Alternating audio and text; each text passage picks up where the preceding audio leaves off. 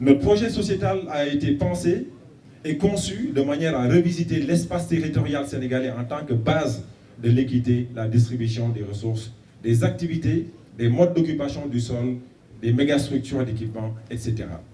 Cette approche sera privilégiée dans le but d'éviter toute logique d'accaparement, de pillage, de prédation et de subjugation économique du capitalisme multipolaire. Nous ferons appel à des processus participatifs de prise de décision et soumettons toute grande décision relative aux grandes options de droit d'usage du sol à des consultations populaires en vue de parvenir à des consensus populaires.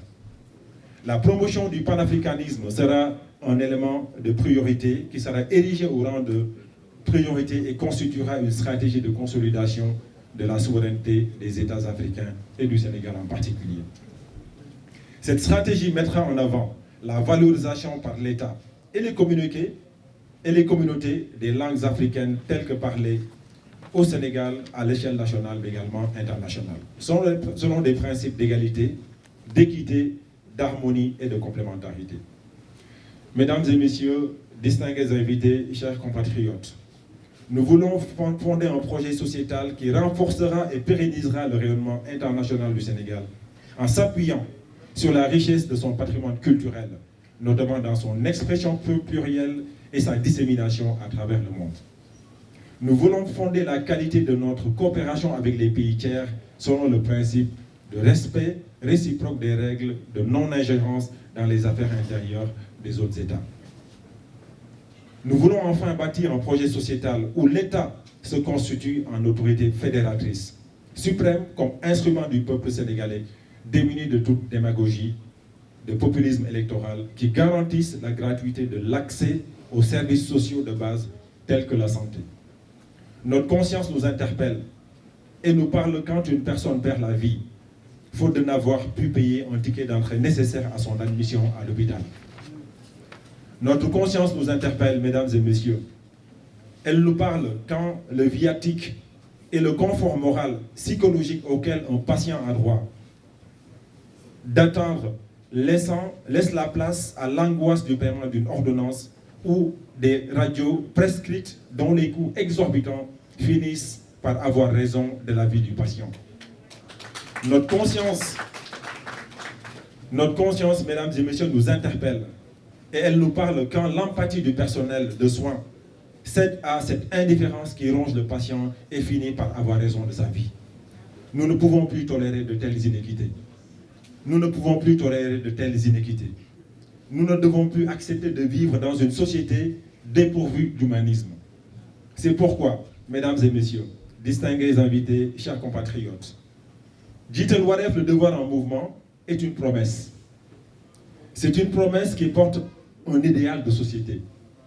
Un idéal de société où la lancinante question de l'emploi des jeunes ne serait plus une hantise des politiques publiques. Où l'emploi ne sera plus la préoccupation première de la jeunesse ou des femmes. Où l'emploi sera garanti parce que les options et les choix ne porteront plus sur des considérations politiques, mais sur une vision prospective et réflexive adossée à une véritable stratégie assortie d'un plan d'action rigoureusement suivi. Nous avons l'ambition d'offrir à notre pays une alternative politique nouvelle qui s'inscrive dans une démarche dépourvue de la culture du lucre, tant nuisible au culte de l'intérêt général. Mesdames et messieurs, distingués invités, chers compatriotes, Jiitel Wareef, le devoir en mouvement, a pour ambition d'offrir à notre pays une pensée stratégique, ainsi qu'une formation politique dont la doctrine sera guidée par des principes et valeurs d'humanisme.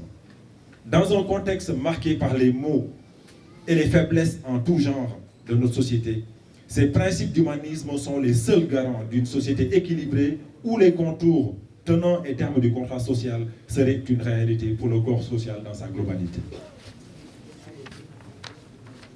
Je voudrais, avec ces propos, mesdames et messieurs, adresser mes remerciements à l'ensemble des personnes qui sont présentes dans cette salle, remercier la presse, remercier la 2STV par le concours de qui nous avons l'opportunité et la possibilité de passer cet événement en direct. Vous dire que Nous avons fait le choix de l'engagement politique parce que nous ne pouvons plus nous permettre de ne pas donner de nous-mêmes à ce pays.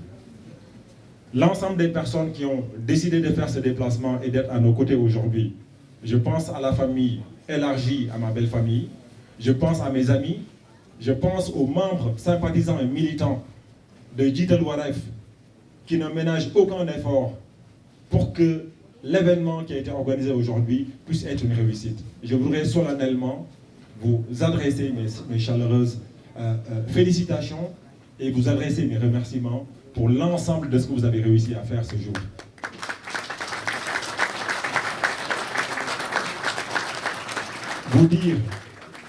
Vous dire également, prendre à témoin les citoyens, prendre à témoin la presse qui est là aujourd'hui, pour aussi adresser mes remerciements les plus profonds à mon épouse qui est à mes côtés et qui a été à mes côtés depuis plus de 15 ans.